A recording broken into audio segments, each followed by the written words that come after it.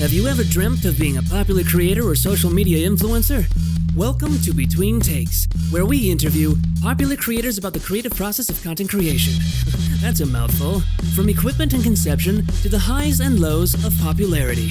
My name is Andrew. In today's episode, he's a ventriloquist, a puppet builder, and content creator for TikTok, YouTube, and Instagram. Landon Venting. Thanks for joining, Landon. Hi, how's it going? It's going good so far. There's other things that you do that I didn't touch on. I want you to plug your extra stuff, the more intricate details. Sure. So, as I get a lot of comments on my TikToks and on my Instagram posts, people ask me if I do shows. And ventriloquism is not my hobby. It is actually my job. So I do shows around the DFW area. I'm based in Texas for audiences of all kinds, from library shows to corporate events to retirement communities. So a little bit of everything. And I have characters that I build myself for those audiences. I want to touch on how I found out about you. I was in an improv class, which has ended because of COVID. But our teacher, well, quote-unquote teacher, we're just kind of hanging out, like he and another one of our classmates. And he's on TikTok. He's pretty new to it at this point. But he got all excited. And he showed me, he's like, hey, look at this ventriloquist that I found on TikTok. He was going on and raving about you. And at the time, I was like, okay, that's cool. Yeah. I'll check it out later.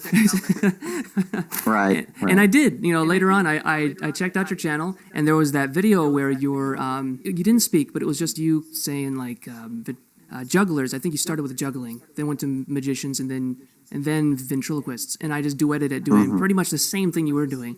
And you almost immediately followed me, I think, right after that, which was hilarious because a day ago, I didn't even care who you were, as opposed to the guy who showed me your channel. And you still don't. It's nice to have friends. No, I did get pretty hooked on your comedy, especially in the live streams, your live streams on TikTok. Tell us a little bit about what you do in your live streams for TikTok. My live streams on TikTok are crazy. Just like my TikToks, I kind of follow the trends, what hashtags are trending. Maybe I'll make a joke or write material around that fits for one of my characters, find a character that pertains to that hashtag. But with the live streams, it's a little different.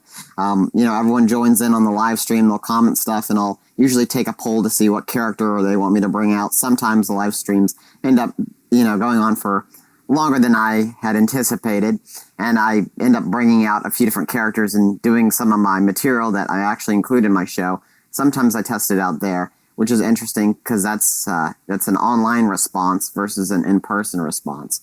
But it's a fun thing where fans of mine can join in, and I can try out new material. I can work on the characterization of the puppet, and I can interact with my fans. So it's a really neat tool. Yeah, and I've noticed. I guess I shouldn't say I've noticed. I'm not sure, but when you're on Omegle. Is most of that your already written content, or is there improv?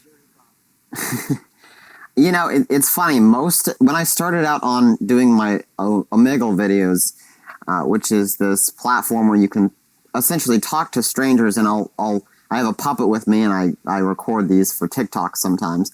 I just kind of went on there and started roasting people as a joke. And then I had a few catchphrases and things that I could have the puppet say if we had dead space and if I needed them to say stuff. But all of the material and videos you see me do on Omegle is nothing like my live show. My live show is very family friendly and nice and clean and everything. But on Omegle, the puppets are a little bit more brash and harsh, and it allows me to do kind of a more Don Rickles approach to comedy, where the puppets roast people. And it's been fun because I can see, where to draw the line. So it's another outlet for me to use comedy and to test these characters and their limits, essentially. You've been doing ventriloquism for, 13 years? That's what you said. Yeah. 13 years, yes. How old were you? Doing ventriloquism. I was 6 years old, which means 13 plus 6 is, 19. And I've been doing it since I was 6 years old, and I've been performing professionally for the past 3 years because I didn't, and it's a funny thing, I didn't want to put a product out there that had my name on it that wasn't good. So I kept working at it till I found it, how would you say it? till I felt professional enough to get out there on my own. And it's been going well, and I've been working on my social media profiles and everything, and just kind of keeping my branding consistent. And earlier this year, I opened a YouTube channel too, which was from my TikTok following that asked me to do that. So I've had some fun videos and series that I've started on YouTube that kind of originated on the TikTok platform. Yeah, it's interesting that you mentioned that you start on TikTok and then you were able to move all that success over to YouTube. There was another thing that you said about having started only recently with being a professional.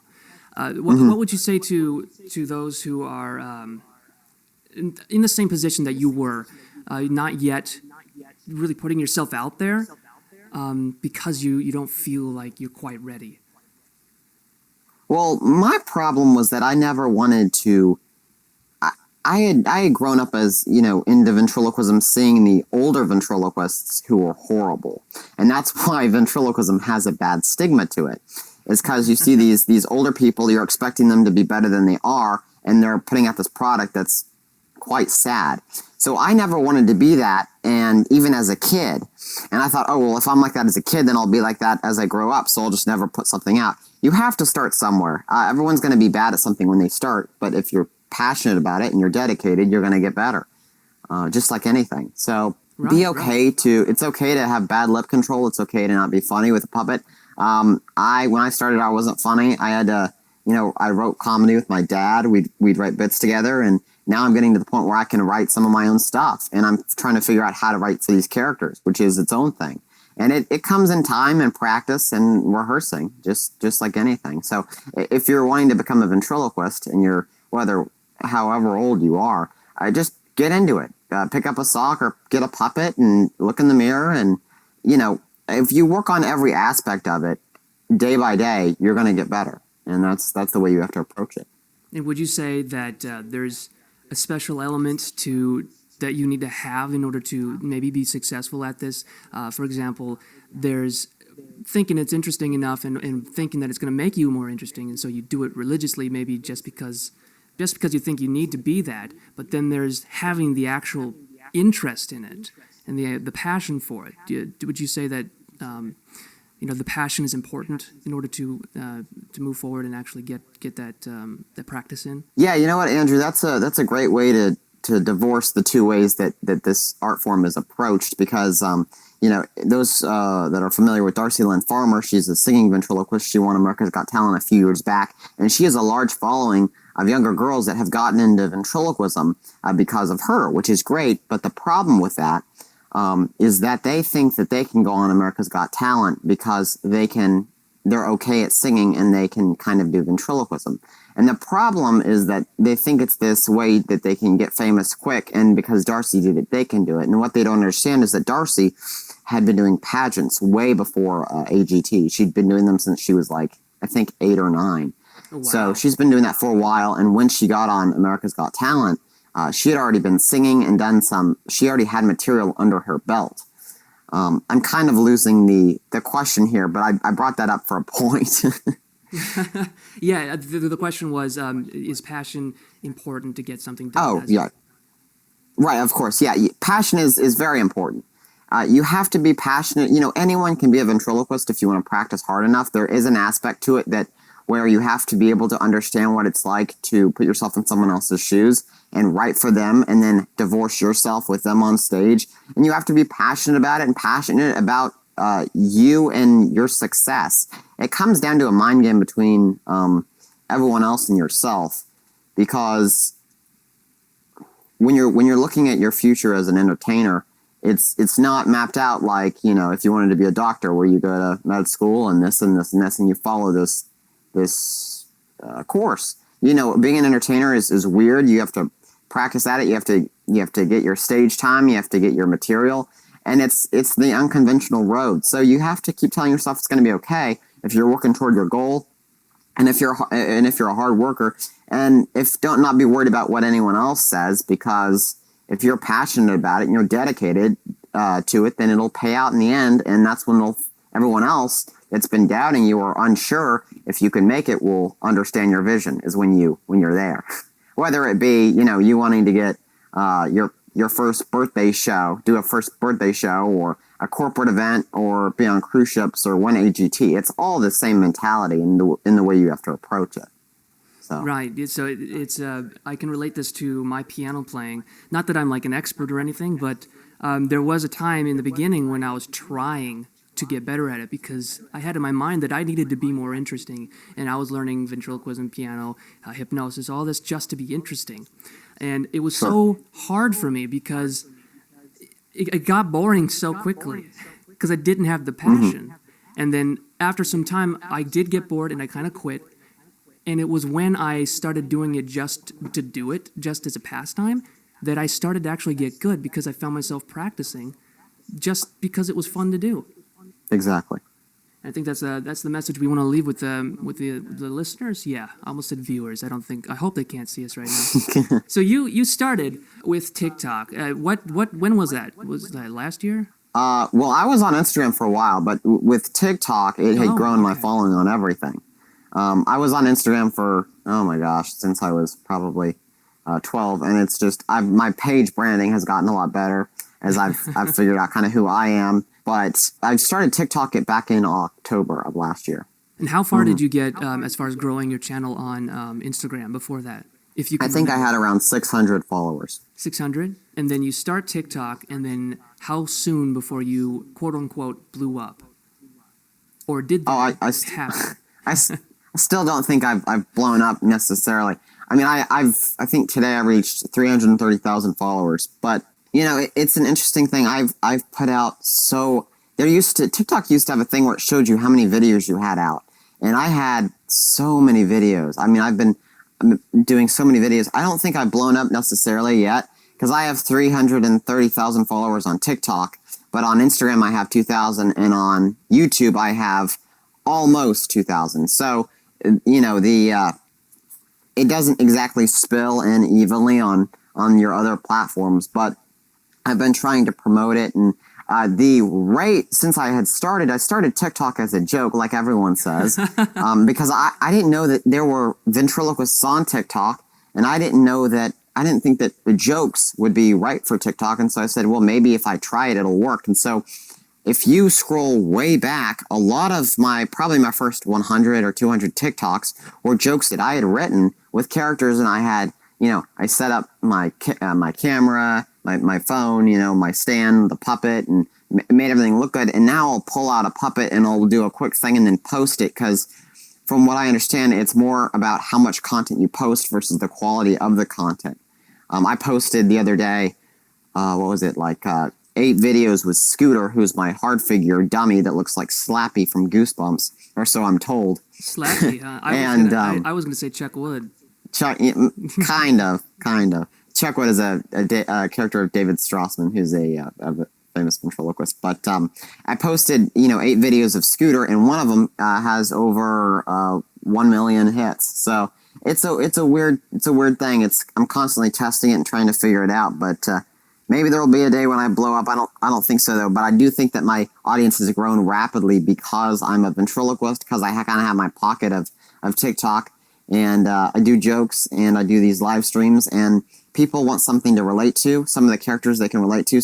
I have people got commenting that, say I like Scooter better than Mervin, or I like Bill the Zombie. And so I've just got, keep working on a bunch of different characters that appease to these audiences. And what's interesting is that I found out more about the teenage audience from TikTok, which will be interesting when I start doing shows for them, because I don't do college shows, and I don't do shows for teenagers. Because I don't feel confident that my material is for that. I can do a great family show or for a kid show, but teenagers are a trickier thing for me right now. So it's an interesting game. Yeah, teenagers scare the hell out of me, or however the song goes. Yeah, you touched on the equipment that you use. You mentioned just a phone. Is that literally all that you use? Now I have a ring light and a green screen. I use the green screen mostly for my YouTube content though. But I just have a smartphone that's a year old, and I just set that up on my ring light, and we'll go to town on these videos. Yeah, is it an Apple? No, it is not. It is not an Apple. Well, no. Thanks for being on the podcast. I get a lot of I get I get a lot of backlash from that. I have an LG V40. It's a great phone, but the problem is my room, which is where I film my TikToks, is poorly lit, which makes the quality of them look bad. So I have to shoot in certain ways to get the most ample light and go other locations if I'm filming something. So for your YouTube stuff, is that also just a phone that you use, a phone and lighting, or just? I shoot it on. I have a Lenovo computer, and I shoot most of it on that. I've got some green screen equipment, and I just transformed my room into this little studio. And I've started a series called Out and About with a few different my characters that I use, which is us interacting with people in the world, drive-through videos, things like that. And I have a GoPro and some other equipment that I use for that.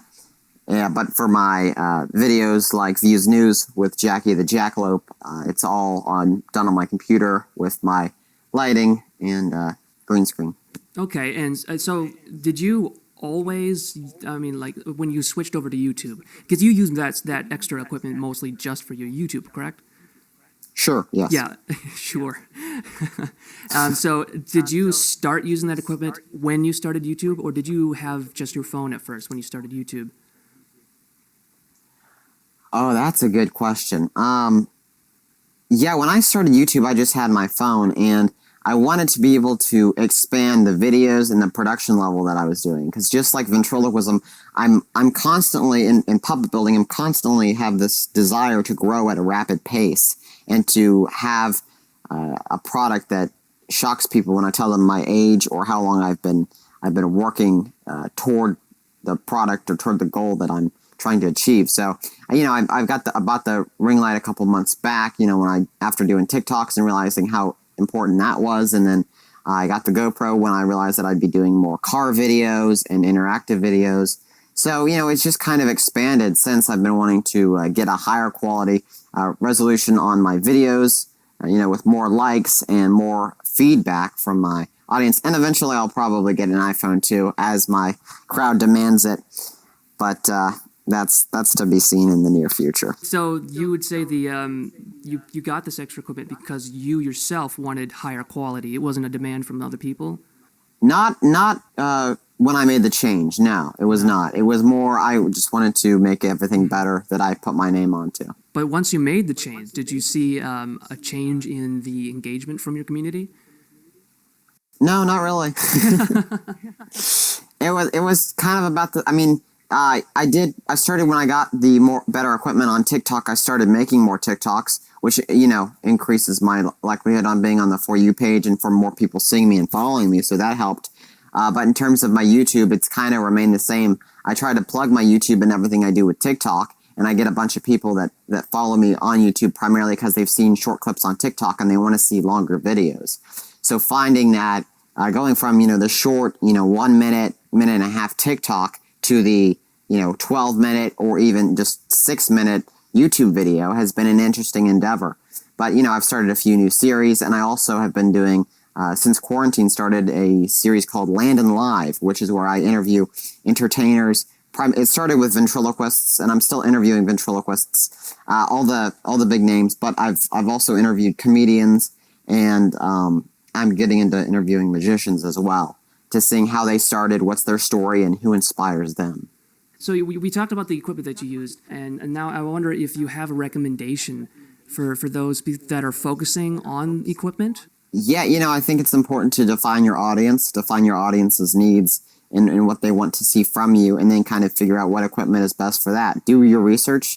Look on YouTube. I found that the GoPro the new GoPro is has a 4K camera in it, and it you can get cases for it where you can take it underwater and do a lot of different videos. I'm starting to do vent vlogs, which are vlogs that I do from my shows. When I used to have actual shows that I would go and do. And so, it's just kind of figuring out what you want to film, or what kind of content you want to put out there, and do your research. There's a bunch of people on YouTube and on the internet that have rated things for your exact needs to figure out if it's right for you. So just do your research, and it's okay to start with something that's lower budget and then work your way up. it's part of the process. So be accepting of that. Started from the bottom, now we here. Yeah. So your content when it comes to TikTok and maybe Instagram as well, we're talking about more of the social media platforms. I don't really consider YouTube much of a social platform as much as it is just a media hub. Sure. But so when it comes to TikTok, your ideas for that, I know you touched on how you would just kind of now just set up when you had something pop into your mind. Mm-hmm. And just film it. Is that how you approach most, if not all, of your videos?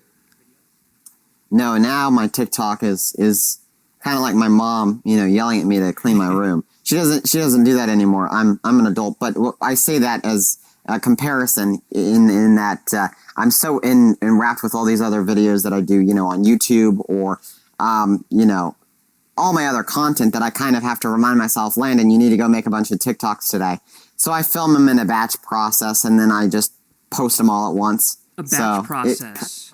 Okay, so that means that you sit down and you just press record. You do a thing, you will stop, press record again for another thing. You just do a whole bunch of them rapid fire, and then do you put them in your drafts before you? No, I it's not exactly a full batch process because I post them all at once, which is why people that follow me, their following page or For You page gets flooded with my content. But I film a bunch at once. I'll film 8 or 16 at once, just quick videos with a puppet. Scooter has been the best puppet for me to use to get more followers and content because he looks creepy and people like to comment on that. But I just film a bunch of stuff and then we'll just post it out, and I usually try to do at least 8 to 10 videos a day. And a couple of them will take off in popularity, which is neat. There's always a weird kind of ratio to that as well. Are there ever any of them that you just end up not using? Oh, sure. Sometimes I'll write a joke and I'll videotape it, and then I'll go, yeah, I don't know if that would make me seem biased or if that's a good idea, or if the comments or backlash from that might be a little too harsh. So maybe I shouldn't post that. That's occasional, but there is some of that sometimes. Yeah, we're gonna get into the comment section in just a moment too. But when it comes to collaboration, though, that's another thing that people are always trying to do. I know I've gotten a couple of messages. I know I have sent a couple messages, and I never hear back. But how do you prefer to be reached out to for collaborations? Oh, if people can message me on whatever on Instagram or TikTok, or they can do a video and duet me or comment at me. I try to look and comment on everything. If someone duets me, I also have people that will do fan art if they like one of my characters. They'll draw a photo of it and tag me in it, and I always like to respond to everything on that because it means a lot that they're a fan of what I do. But if someone wants to work with me in any or do something of that nature, they can just comment on one of my videos or direct message me on TikTok or Instagram. And I look at everything that I get in my folders. So. And would you have any kind of recommendation for how they should pitch their ideas, or is it okay for them just to kind of say, "Hey, let's collab. Here's a quick idea"? Yeah, I think it's important to, no matter who you're collabing with, when you approach them to collab, to state your idea, because sometimes if I wouldn't consider myself famous, but compared to someone that might have 15 followers, if they messaged me and said, "Hey, let's collab," I'm going to go, yeah, I don't really know about that. But if they said, "Hey, let's collab, I'm a magician and I have this cool trick and maybe you could do something with your puppet here," and that would, be like entertainers both on TikTok, and, I'd be more inclined because I have more information. I understand that they're wanting to grow their audience, and I can validate who they are. I can understand, where they're coming from, and also see that they're not just someone that wants more followers, but they actually have something that they have in mind and a goal to achieve, I guess you could say. So what about when it comes to the post-production? Because we know now it doesn't really matter what equipment we use, at least when we get started. Right. And even if we try to upgrade our equipment, sometimes the growth doesn't change at all. So it's like it didn't matter. Sometimes it does, but for me, it Yeah, for didn't you. change by much. Yeah. Right. But so how's about afterwards? Is there any special software that you use when, like, for your YouTube videos specifically? I know TikTok's different. Right. I use WavePad video editor and AudioPad for most of my stuff.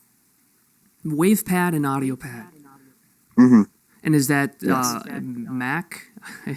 Or is It's it's a NCH software download. I have NCH. Windows. Okay. Yes. I'm familiar with them. One of those. they- It's free, right? No, it costs money. It costs money, but they're great tools, and I've been toying around with it with my Views News segment on YouTube. You can watch. I think I have 3 of them out, and you can see how it's gotten better over time as I figured out more, ways to do intro music and slides and things like that, where I can evolve the production value of it, which makes it look more like a news segment, which then when I do the jokes makes it look more like a farce, which is all in all better. My goal is to have the best product I can out there, whether it's a video, a puppet, or a live show. So I put all my time, money, and effort into that, and I take some of the audience or crowd or comment response as feedback, and then some of it I just kind of push to the side and say I'm going to keep going with this, because you can't let it get to you.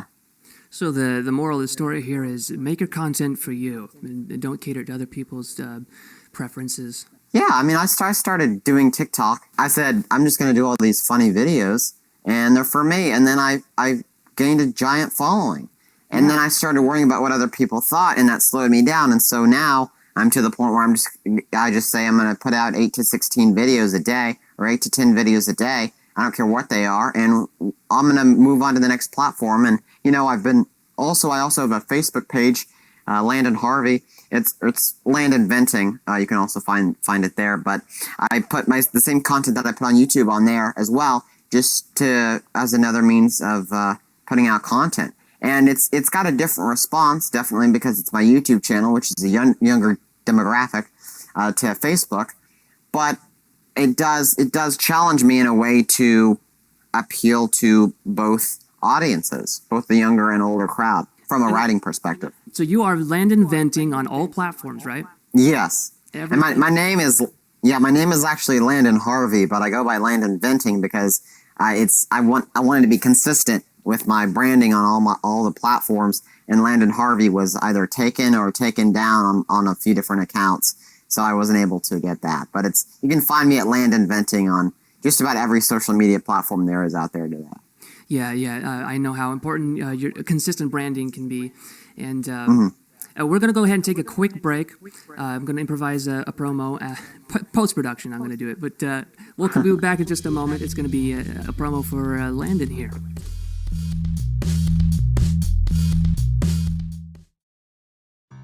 Hi, I'm Andrew, and I'm Andrew, and together we're Andrew. Hey, Andrew. What? I've been practicing my ventriloquism. Why do you sound like Aaron Doe's 5-year-old? I said I was practicing, not that I mastered it. Alright, calm down there, Landon. Who's Landon? Landon Harvey, the ventriloquist. He does you can stop now. I love ventriloquism, but I can't seem to find him on any of his social medias. Have you not been paying attention this entire podcast? It's Landon Venting on his social platforms. Oh, there he is. This guy's hilarious. That's right. Nowadays, you don't have to search the public restroom for a good time. That one flew right over my head. Just watch one of Landon's live shows, either on TikTok or Landon Live on one of those other platforms. Look, I wasn't paying much attention. You could just go back through the recording. You're still here. Not the moment's passed. I'm bored. Bored? You don't like ventriloquism? But no, I mean bored with the ad. Yeah, where you're talking to yourself. That's ventriloquism. You are a lost cause. You're just jealous because I am a deader ventriloquist. Just roll the next ad. Allow me to introduce your next performer, Andrew. Thank you. You're too kind. Thank you. Landon. Landon.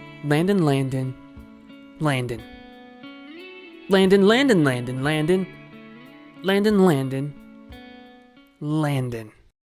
Oh, nice. All right. Great job, man. Yeah, That's great. great. This makes no sense. Great. Well, that was weird. Let's get back to the show. And we're back. Back here with Landon venting. Well, his name is Landon Harvey, but as he said just previously, Landon venting on all platforms. That's good for branding to keep it consistent. How did you choose that name, by the way? Oh, I thought it was funny because venting is, to say you're a vent is the abbreviated version of saying you're a ventriloquist. And when someone says they're venting, they're talking about all their personal problems. And that's kind of what I do on stage. I'm a ventriloquist, and I make jokes about my personal problems. So Landon venting kind of fit. We've learned that it doesn't really matter what equipment you use. The most important part is the concept, the content. You need to make your content for you, because then people like you who have similar interests are going to gravitate towards you, and hopefully you'll have more positive community. And now we go into the post-production, not post-production, sorry, but post-upload. You've uploaded the videos. Now the only thing to do for that content that is uploaded is to look at numbers. Specifically, I think the one that people look at the most are the views. So what Sure. do you immediately start looking at the views like you're at the door waiting for that Amazon delivery 5 minutes after placing? It's funny in terms of TikTok content. I usually will look at the comments first, because I'm interested to see what people think of the video or what kind of gravitated them toward commenting. So I look at that first on something like TikTok, and then I look at likes or views or all that second. But it's very inconsistent. I'll spend forever to write a funny joke and then post it out there. It'll get nothing, and then I'll make some stupid video where I didn't even comb my hair, and I've got, a goofy looking puppet on my arm, and it'll explode. So there's no telling what's... That is exactly what we've been saying the past couple of episodes, what John and Bello have both told me. And what I've noticed myself is that the videos with the least effort tend to get the most attention and the most engagement. Right. And that can be a little bit frustrating. For me especially, it was just this silly video. The quickly pulling out the sword and sheathing it again, sheath the sword, and like a piece of fruit cuts in half in front of you. You know that trend? Yes. Yeah, the anime thing. I kind of did the same thing, but mine was that the sword got cut in half, and it got 1 million views. And it has no audio, and it's so low budget, I don't even have a real blade or fruit. It's a water balloon, for Pete's sake. I didn't use any good lighting, and it's my most popular video. It's a crazy thing. You can... I've also tried to keep up with some of the trends, but, my followers really don't care about that. So I kind of just have been doing my own thing and figured out there's no right or wrong way to do it. You kind of just have to figure out what your way of making, what type of videos you're supposed to make on TikTok, and what works for you and your audience. Yeah, again, circling back to what's best for you as the creator. Yeah, exactly. So you touched on saying, you said the first thing that you do is go to your comment section because that's the most important to you. I know that you respond because you respond to me, and if you respond to me, you'll respond to anybody. But That is true. So I'm curious, how do you choose to whom you respond? Ooh, to whom? That's a great question.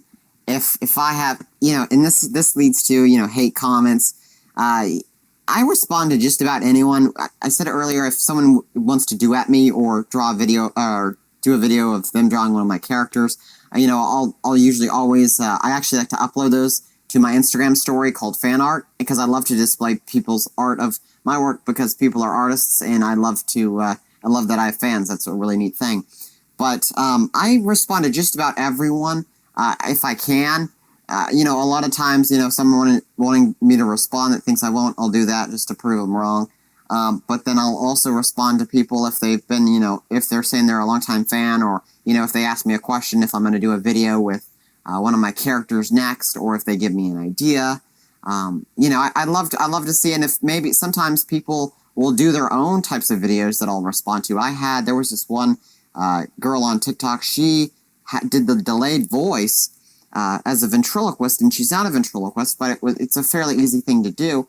and she commented saying that she found out how to do the delayed voice, and she tagged me in her post, and I said, "It do be delayed though," and that really made her happy in the fact that I responded to her post, and that post blew up, not because of anything I did to it, but because it was delayed voice, and she was doing something creative and fun that caught the viewer's attention. So I like to respond to everyone if I can, no matter, if they're younger or if they're older.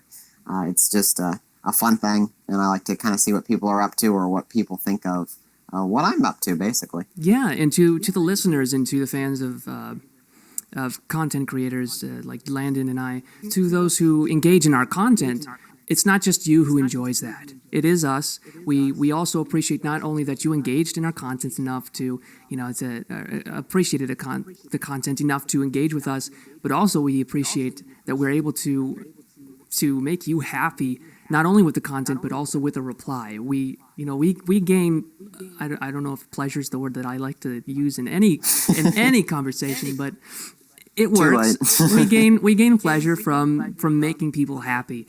And I think that's the same with pretty much anybody you're going to talk to that creates content. Obviously, as you grow, you're going to gain some enemies, even if those enemies aren't exactly people who know you. They just kind of say whatever. But Sure. How do you deal with, if you even have, the hate comments? Sure, I don't have... Are you getting... I have dogs in the background. Can you hear them right now? Yeah, I heard a couple of barks. Okay, good thing we can edit that out later.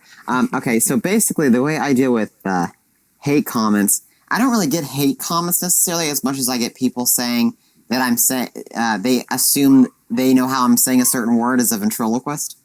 And that kind of ticks me off sometimes, because for those of you that aren't ventriloquists, the typical way to become a ventriloquist is to do letter substitutions. So if you would replace, if you say ventriloquist, you'd say TH instead of V, so it would be ventriloquist, but you'd think of ventriloquist when you said it, so it would sound ventriloquist. But I don't do that. I've actually practiced for 13 years, so I've developed my own way to do to do ventriloquism without doing the letter substitution. So I don't necessarily get hate comments. I get people commenting saying they think they know how something is done, which is, I'll usually respond to it and go no, or I'll do a video where I explain the difference so people can maybe be better informed. Sometimes I have people saying that all the voices sound the same. I try to work more on that, but I have to also accept the fact that they probably have only seen a couple of videos of mine. I do have a lot of different characters, and I've worked on their voices enough to where they don't sound the same, so I know that's not true. But it's like the good and the bad. You read good comments saying, you're hilarious and I love your content and it makes my day, and that means a lot. But you can't let it make your world or break your world. So you just kind of have to take and go, okay, awesome, and then keep going with it. They're always they think that if they guess how you did it, that puts them at your level. But I've also, in response to those, I've been doing tongue twisters lately, or I'll challenge people to comment things that they want me to say as a ventriloquist, and I haven't rejected a single comment since. So I've been able to say everything not without moving my lips for the most part, and it's been a fun little challenge to engage with my audience. Yeah, for the most part, I think I remember one where you actually couldn't do it, and you didn't even have a puppet there. You just literally couldn't do it the once. Wow, way to call me out, Andrew. You know which one I'm talking about? Which one was that? I don't remember either, but it's there. Oh, okay, perfect. Back to hate commenting on stuff that people don't know about. It's a great segue back to that. Oh. I have to practice what I'm going to say. You have to be able to pronounce it normally before you can pronounce it as a ventriloquist. So there's that too. It's not instant, but yeah. Yeah, and sometimes they forget that you're human. You're not just some dancing monkey that can do anything. Yeah. I'm not just. I'm more than that. I wish that people could understand that. Yeah, he's baseline dancing monkey. There's just more to him. And why doesn't anyone care about how I feel? Why is it always the puppet? I'm sorry, this isn't a therapy session. It could be. We want to turn it into that. It could be. So, tell me about your childhood and what your mother did to you. Well, she didn't do anything to me, but I had to literally make friends, which is why I'm a ventriloquist now and a puppet builder. So Oh, you couldn't. it's a Okay. Oh, it's you a literally. harsh- Oh, yeah. I just got that. yeah. That was a joke for our audience, but Delayed we'll response just from keep Andrew. plugging along there. It's not just hate comments. Sometimes it's just attention in general. I mean, you've blown up a little bit, not maybe to your standards, but to people like me who are still picking up the pennies on the streets, so to speak. But I'm sure that you've noticed the influx of attention itself, and I wonder how are you handling all that? Well, when you asked me to do this podcast, I was gonna, send you to my manager, and she was gonna decline it. Were you but, really? No, I don't have a manager. I'm a person. I'm a human being. It's not, it's nothing personal. It's just that I'm better than you because I have more TikTok followers, and that's all I'm trying to convey here. That's why it doesn't really faze me. It means a lot that people love what I do, but the reason why I do ventriloquism and I do comedy is because I love it, and I love the audience is able to be engulfed in my own little comedy world. And it's the same on TikTok. And so I've had multiple people say that I brighten their day and that, I live for your TikToks, and that means a lot. But you don't get a big head from it. You look in the mirror and you say, okay, what am I gonna work on next? And you just keep going with it. My goal is just to create as much as content as possible in everything that I do, whether it be Instagram or Facebook or TikTok or YouTube or any of that. Create. Exactly. Do you use the analytics at all? I do not, because if I use the analytics, it would say that most of my fan base is female, and I'd feel inclined to appease them in some way, where my comedy was more directed at them, and I really don't want it to be like that. I've noticed some of those Florida videos were more for your female audience. Florida videos. Yeah, around the pool. Oh yeah, me. Yeah, I did a video with my old man character Mervin, and we were outside, and I guess that's the video. Andrew Shirtless is referring Landon, to. just Yeah, appeasing the female audience.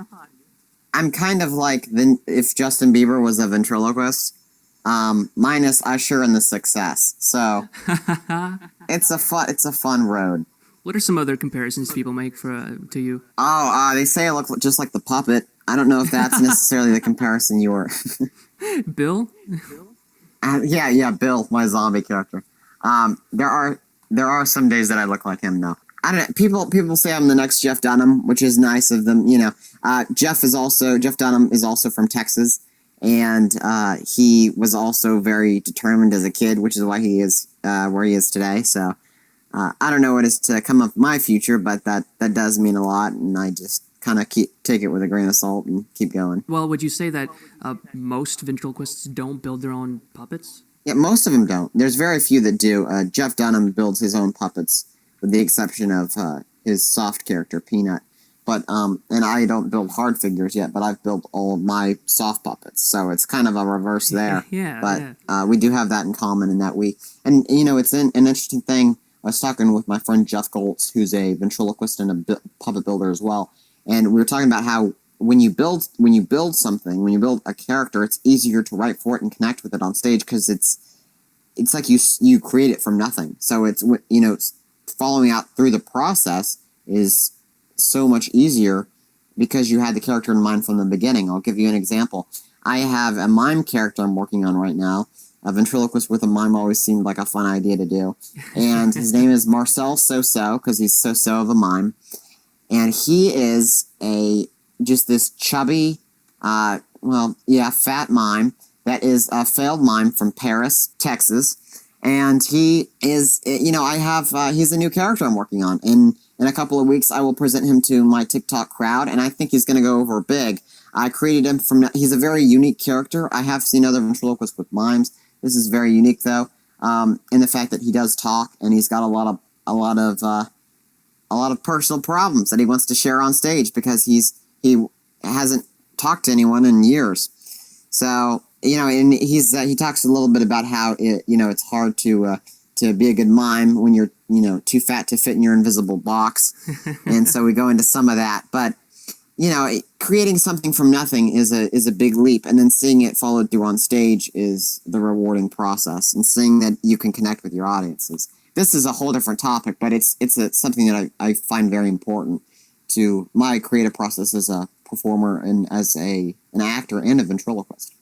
Yeah, but that circles right back around to having interest and passion in your work. Exactly. So just to recap, going through a recap, we've discussed Landon Venting here on all platforms. Who's got? You said you had a live show as well.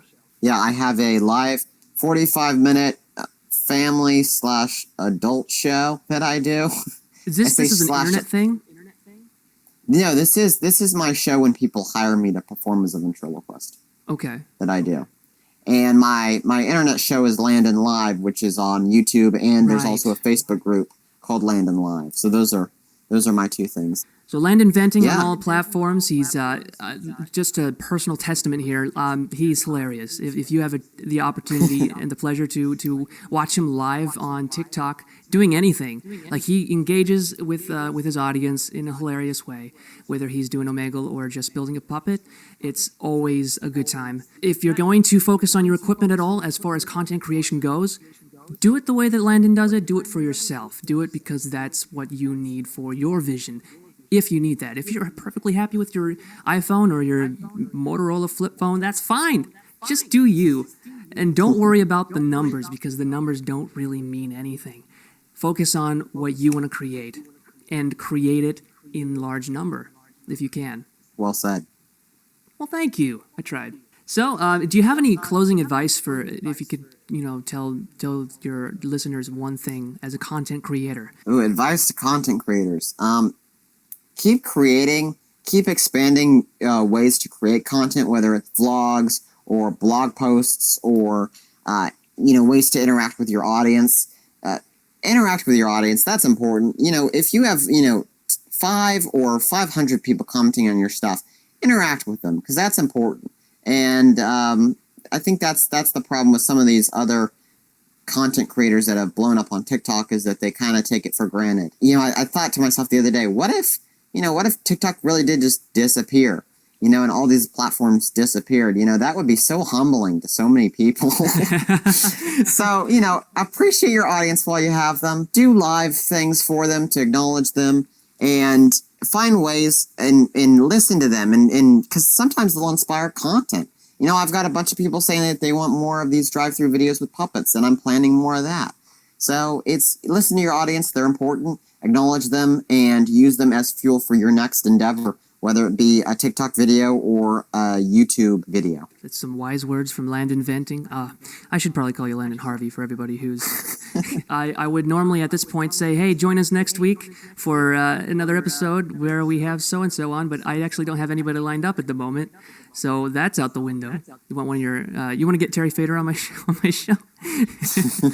No, don't do that. I don't want to... I'm not ready to talk to Terry. The other problem here is that I also haven't figured out how to do outros. So we're just stuck staring at each other with our ears. This is actually how I die. I just, sit here and slowly fade into the distance as I'm on your podcast. We'll die together, just listening to each other breathe. That's poetic.